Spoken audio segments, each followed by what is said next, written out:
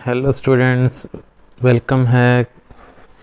इस बार हम सोल्व कर रहे हैं साइंस हरियाणा पर फिज़िक्स का लास्ट ईयर 2021 का पेपर बिल्कुल इजी वे में।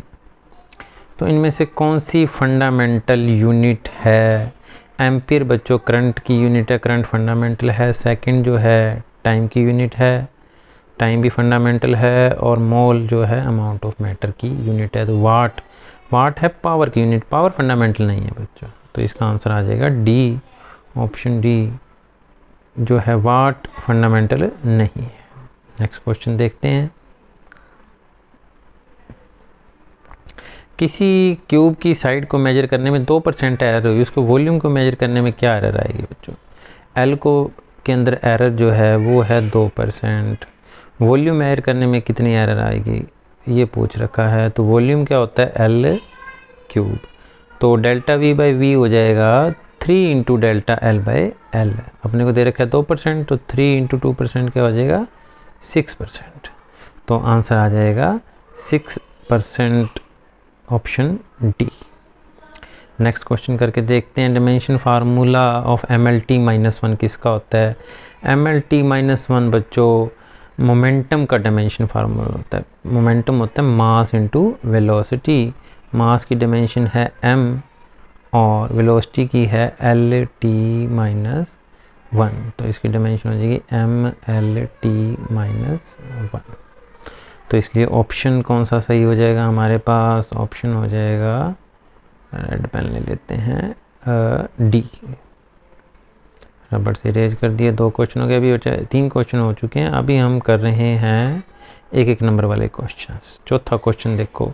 एक particle semi circular path radius R का कंप्लीट करता है। रेडियस आर दे रखिए, डिस्टेंस और डिस्प्लेसमेंट का हमें रेशो पता लगाना है। तो डिस्टेंस क्या होता है? Actual path covered by object, और डिस्प्लेसमेंट होती है मिनिमम डिस्टेंस। तो यहाँ पर देखो बच्चों, सेमी सर्कुलर पाथ कंप्लीट किया, मान लो ए से बी तक। तो शॉर्टेस्ट पाथ क्या हो जाएगा? सीधा इसका डायमीटर जो कि 2r है। और ये डिस्टेंस कितना होगा? वैसे अगर पूरा सर्कल होता तो 2πr होता, तो लेकिन ये 2πr का क्या हो जाएगा? आधा हो जाएगा πr। हमें ये तो हो गया डिस्टेंस और ये 2r होगी डिस्प्लेसमेंट। हमें इनका रेशियो पूछ रखा है। तो πr बाय में 2r, r से r कैंसिल हो जाएगा, पाई बाय 2 आ जाएगा रेशो डिस्टेंस अपॉन डिस्प्लेसमेंट। तो आइए देखते हैं ऑप्शन में कौन सा ऑप्शन है। ये बी ऑप्शन। तो बी ऑप्शन हमारा सही हो जाएगा, pi by 2। Distance travel by particle directly proportional to square of time taken. तो एक्सेलरेशन ऑफ पार्टिकल क्या होगी? तो आइए सोल्व कर देते हैं ये क्वेश्चन भी। हमें दे रखा है distance travel by particle is directly proportional to time की पावर 2 के। एक्सेलरेशन पता लगानी है। तो मान लो डायरेक्टली प्रोपोर्शनल का साइन आके आप क्या लगा देते हैं? कांस्टेंट। तो वेलोसिटी होती है डेरिवेटिव dx बाय dt। तो पावर आगे आ जाएगी 2 के t हो जाएगी। तो आइए वेलोसिटी, एक्सेलरेशन क्या होता है? वो दोबारा डेरिवेटिव होता है वेलोसिटी का। तो इस बार ये रह जाएगा सिर्फ 2 के डेरिवेटिव। उम्मीद करता हूँ बच्चों आता है आपको। एक पावर आगे आ जाती है, एक पावर घट जाती है। यानी एक्सेलरेशन क्या है इसकी? कांस्टेंट है। एक्सेलरेशन क्या आई है? एक कांस्टेंट आई है। तो ऑप्शन में देखते हैं t की पावर 1, d की पावर 2, ऐसे कोई ऑप्शन होगा? तो इंक्रीजिंग डिक्रीजिंग 0 या कांस्टेंट, तो डी कांस्टेंट आ जाएगा। यहाँ मैंने करके भी दिखा रखा है बच्चों। ये पेपर मेरी साइट sciencehariana.com पर सोल्ड है, 2020 का भी और 2021 का भी। अगला क्वेश्चन देखो बच्चों। एक बॉडी मास m की मूव कर रही है सर्कल पाथ में। सेंट्रीपिटल फोर्स का फार्मूला होता है बच्चों mv² बाय r। पता होना ही चाहिए साइंस के स्टूडेंट होने के नाते। सेंट्रीपिटल फोर्स क्या होता है? F इजिकल टू, यानी मास के डायरेक्टली प्रोपोर्शनल, वेलोसिटी के पावर और रेडियस के इनवर्सली प्रोपोर्शनल।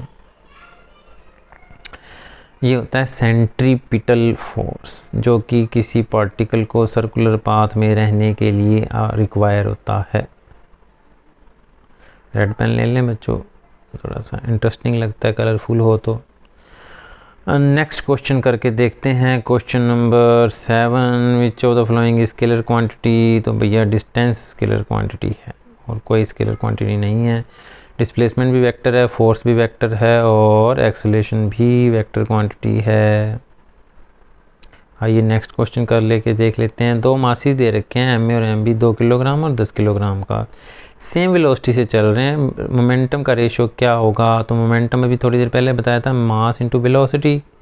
वेलोसिटी सेम होने के कारण वी से भी कट गया बच्चों, तो उनके जो मासेस का रेशियो है वही मोमेंटम का रेशियो है, 2:10 तो 1:5, तो ऑप्शन बी करेक्ट हो जाएगा। Question number 9, which friction is maximum, static friction, limiting friction या काइनेटिक फ्रिक्शन? बच्चों चलते हुए चीज़ रुकी चीज़ के मुकाबले थोड़ा सा फ्रिक्शन कम होता है। यहाँ मैंने ग्राफ के द्वारा समझाया कि जैसे जैसे ये यहाँ तक ग्राफ के पहले पोर्शन तक क्या होता है, आइए नेक्स्ट पेज पे लेके इस ग्राफ के बारे में थोड़ा सा क्लियर कर दूँ। ये फोर्स ऑफ फ्रिक्शन है, यहाँ हमारे द्वारा लगाया गया एक्सटर्नल फोर्स है। जैसे जैसे एक्सटर्नल फोर्स बढ़ता है फ्रिक्शन का फोर्स बढ़ता है। एक पॉइंट पे बॉडी जस्ट स्टार्ट स्लाइडिंग होती है, उसको लिमिटिंग फ्रिक्शन कहते हैं। उसके बाद बॉडी कांस्टेंट काइनेटिक फ्रिक्शन से चलती है। तो जो लिमिटिंग फ्रिक्शन है वो सबसे ज़्यादा है, स्टैटिक से भी और रोलिंग से भी। तो लिमिटिंग फ्रिक्शन, हमारे एक्सपेरिमेंट भी है लिमिटिंग फ्रिक्शन वाले, लॉज ऑफ लिमिटिंग फ्रिक्शन का। फ्रिक्शन फोर्स कैसा है? तो नॉन कंजर्वेटिव फोर्स है बच्चों, ऑप्शन सी करेक्ट होगा। नॉन कंजर्वेटिव का थोड़ा सा मीनिंग बता देता हूँ मैं, पेन लेना है बच्चों ना कि रबड़। नॉन कंजर्वेटिव मीन जिनमें वर्क डन पाथ पे डिपेंड करता है। कंजर्वेटिव नॉन कंजर्वेटिव पे कोई ना कोई क्वेश्चन जरूर पूछा जाता है बच्चों हर एक एग्जाम में, तो पता होना चाहिए कंजर्वेटिव क्या है, नॉन कंजर्वेटिव क्या है। आइए नेक्स्ट क्वेश्चन देखते हैं 11th, परफेक्टली इलास्टिक कोलिजन में। बच्चों ये याद रखो मोमेंटम हमेशा कंजर्व रहता है चाहे कुछ ही हो जाए। तो इन सभी ऑप्शन में मोमेंटम तो कंजर्व्ड है। अगर ये किसी में कहता है मोमेंटम नोट करना तो उसको भूल ही जाना है, डी ऑप्शन को तो भूलना ही है। एनर्जी भी हमेशा कंजर्व लेती है, लेकिन काइनेटिक एनर्जी जिसमें कंजर्व रहती है वो हमारा परफेक्टली इलास्टिक कोलिजन कहलाता है। तो ऑप्शन ए हमारे लिए बिल्कुल सेट बैठेगा परफेक्टली इलास्टिक कोलिजन के लिए। मोमेंट ऑफ इनर्शिया पूछ लिया बच्चों सॉलिड स्फीयर का, अबाउट इट्स डायमीटर, तो ये मैं करना भूल गया, तो इसको चेक कर लेना बच्चों, ये काफ़ी इजी है, थोड़ा सा याद करने वाला है। Linear velocity v of a body rotating about an axis with angular velocity omega, तो v = r ओमेगा होता है बच्चों, पता होना चाहिए। हल्की सी डेरिवेशन कहते हो तो करवा देता हूँ। तो एंगल थीटा = होता है l/r, तो r = l/थीटा। तो हमारे को उसने पूछ लिया v, और जब हम डेरिवेटिव करेंगे dr/dt का, theta = l/r, l = r into theta, sorry l = r into theta, वो रह जाएगा हमारे पास, थोड़ा रबड़ बड़ा कर लेना चाहिए था मुझे। अभी मैं लिखना चाहता हूँ l = r इंटू थीटा, दोनों तरफ डेरिवेटिव कर दो। dl/dt क्या हो जाएगा, वेलोसिटी हो जाएगी, r d थीटा/dt का जाए एंगुलर वेलोसिटी हो जाएगी। तो v = r ओमेगा। तो नेक्स्ट क्वेश्चन पर चलते हैं बच्चों हम। अब मुझे जाना है क्रोम पे। 14th क्वेश्चन, एक बॉडी एंटर की ग्रेविटेशनल फोर्स में, तो पोटेंशियल एनर्जी इसकी घटेगी कि बढ़ेगी? इसके लिए मैं बच्चों हिंट देता हूँ, ये क्वेश्चन ने मुझे काफ़ी परेशान किया है, फिर इसका जवाब दूंगा मैं, लेकिन हिंट देता हूँ इस क्वेश्चन का। आइए, पोटेंशियल एनर्जी का फार्मूला होता है U = -gmm/r at the surface of earth, और एट इन्फिनिटी पोटेंशियल एनर्जी 0 होती है। एट इन्फिनिटी पोटेंशियल एनर्जी क्या होती है, 0। तो आप देखें जब 0 से पृथ्वी के सरफेस तक माइनस में आता है, मान लो शुरुआत में 0 थी, यहाँ आगे -7 होगी, तो पोटेंशियल एनर्जी घटी है कि बढ़ी है? कमेंट सेक्शन में ज़रूर पूछना, मैं वहाँ जवाब दूंगा इसका बच्चों। Next question, the value of young modulus of velocity for perfectly rigid body. Perfectly rigid body को बच्चों जितना मर्जी दबा लो उसकी लेंथ में चेंज नहीं आएगा। तो डेल्टा L 0 है तो y इनफाइनाइट हो जाएगा, तो इनफाइनाइट ऑप्शन आ जाएगा, यंग मॉडुलस बहुत ज़्यादा हो जाएगा। एक ऐसी प्रोसेस जिसमें वॉल्यूम कांस्टेंट हो उसको क्या कहते हैं, आइसोकोरिक प्रोसेस कहते हैं बच्चों। आइसोकोरिक तो करेक्ट हो जाएगा, बाकी भी पता होना चाहिए। आइसोथर्मल में टेम्परेचर कांस्टेंट रहता है डेल्टा T0, आइडियाबैटिक में डेल्टा Q0 या कांस्टेंट, और आइसोबारिक में डेल्टा P0 बच्चों।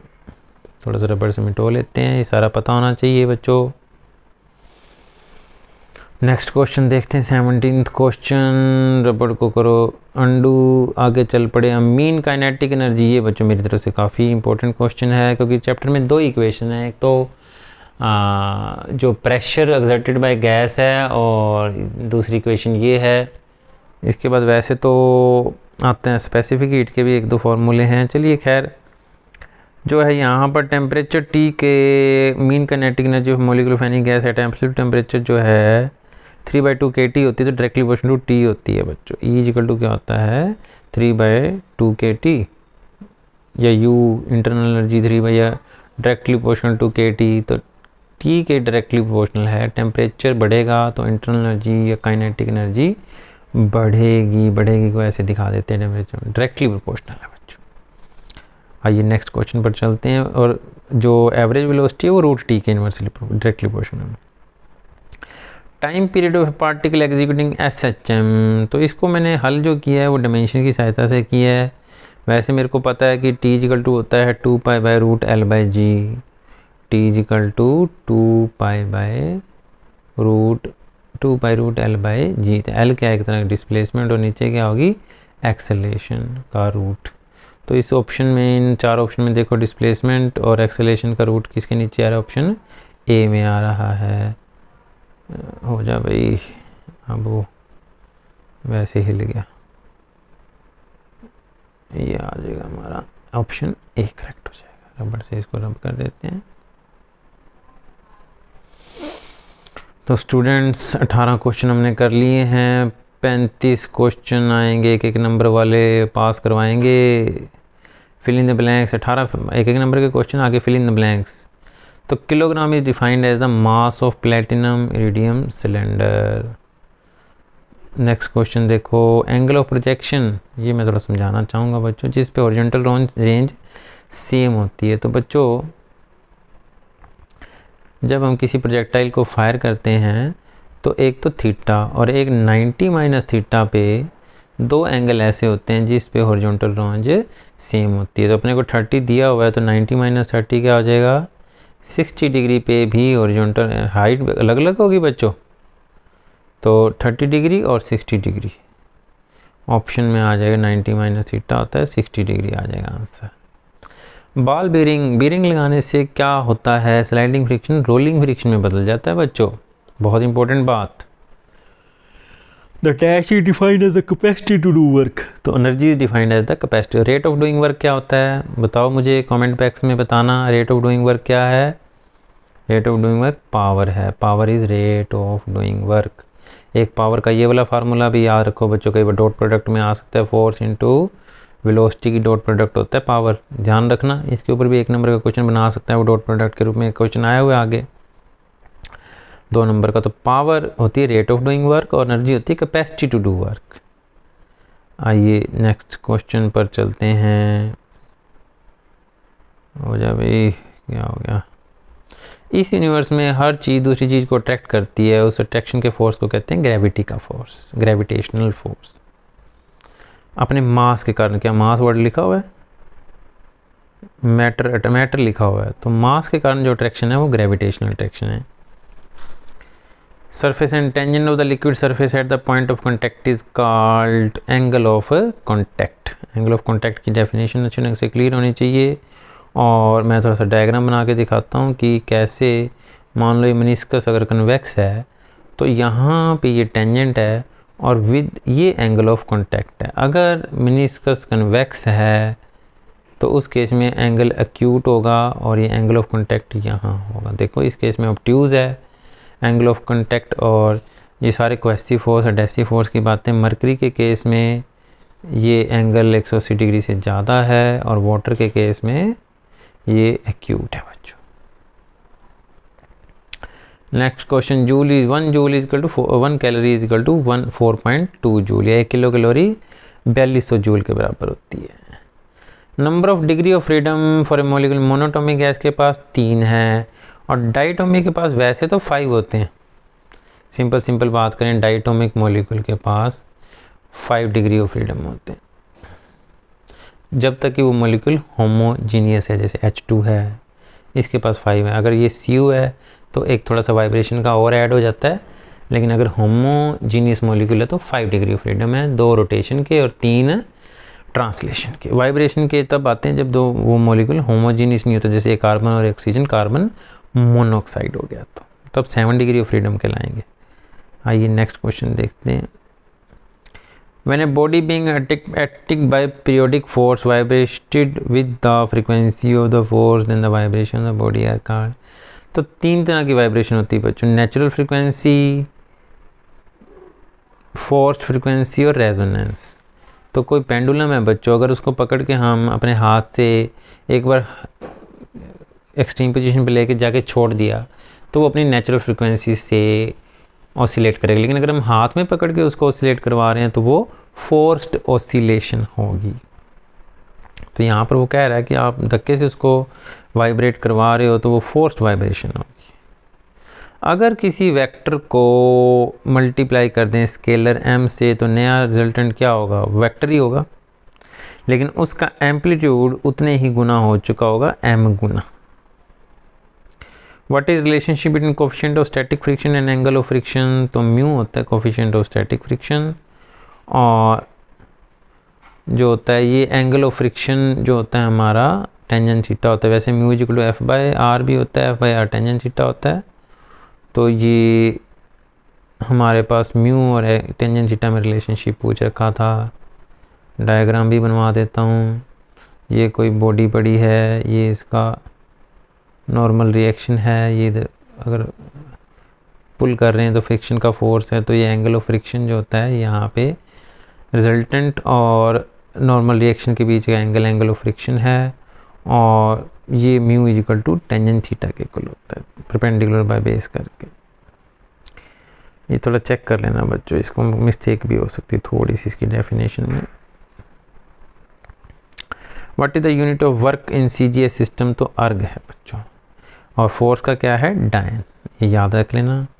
Formula of work done in rotation, W equal to tau into theta. तो मैं एक दो और फार्मूले बता देता हूँ जो याद रह जाएंगे। देखो टॉर्क जो है वो फोर्स की जगह आ जाती है, तो ये आ गया फोर्स का फार्मूला। एंगुलर मोमेंटम का फार्मूला क्या है, R क्रॉस P, और वर्क का फार्मूला क्या है, tau dot theta. Angular acceleration की जगह एक्सेलेरेशन आ जाती है alpha equal to R cross R, a है, ओमेगा स्क्वायर आर है, कई फार्मूले हैं। और एंगुलर वेलोसिटी आ जाती है हमारे पास v equal to R omega, alpha equal to A equal to R alpha. तो ये फार्मूले मिलते जुलते हैं हमारे रोटेशन मोशन के ट्रांसलेशन से। नेक्स्ट क्वेश्चन देखते हैं, नज़दीक ही है, 35 क्वेश्चन बहुत ज़्यादा हो जाते हैं।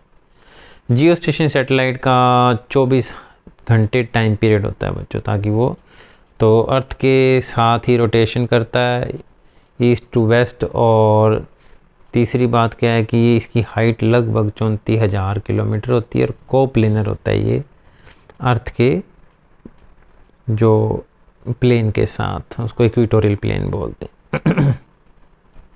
कोफिशिएंट और लीनियर एक्सपेंशन और वॉल्यूम एक्सपेंशन में गामा इक्वल टू 3 अल्फ़ा, और अगर वो पूछे सुपरफिशियल एक्सपेंशन और लीनियर एक्सपेंशन में रिलेशनशिप तो S इक्वल टू 2 अल्फ़ा। अगर वो सुपरफिशियल या एरियल एक्सपेंशन में रिलेशनशिप पूछे तो S इक्वल टू 2 अल्फ़ा है। ये वॉल्यूमेट्रिक एक्सपेंशन और उसमें रिलेशनशिप है। 100 जूल किसी गैस को सिस्टम को दिए, 30 जूल काम हो गया, वर्क डन पता लगाओ। तो फर्स्ट लॉ क्या कहता है, जितनी हीट दी थोड़ा हिस्सा जाएगा इंटरनल एनर्जी बढ़ाने में, कुछ हिस्सा चला जाएगा वर्क डन करने में। तो हमारा 100 जूल दिए, 30 जूल इंटरनल एनर्जी में चला गया, तो 30 बाकी 70 जूल वर्क डन हो जाएगा। सिंपल हार्मोनिक इक्वेशन दे रखी है, एम्पलीट्यूड ऑफ ऑसिलेशन क्या होगा, तो Y equal to A sine omega T से जब आप कंपेयर करते हैं तो ए की जगह 5 है, तो ये 5 एम्पलीट्यूड हो जाएगा। ठीक है बच्चों, जुड़े रहें sciencerena.com के साथ यूट्यूब चैनल। अगला वीडियो भी मैं बना दूंगा, 2-3 वीडियो इकट्ठे आएंगे। 2020 का भी पेपर है, 2021 का, और अभी इसके बाद 2-2 और 3-3 नंबर वाले क्वेश्चन करवाऊंगा। ठीक है बच्चों, जुड़े रहें साइंस रैना के साथ। नोट्स के लिए डिस्क्रिप्शन बॉक्स में लिंक में दे दूंगा मैं।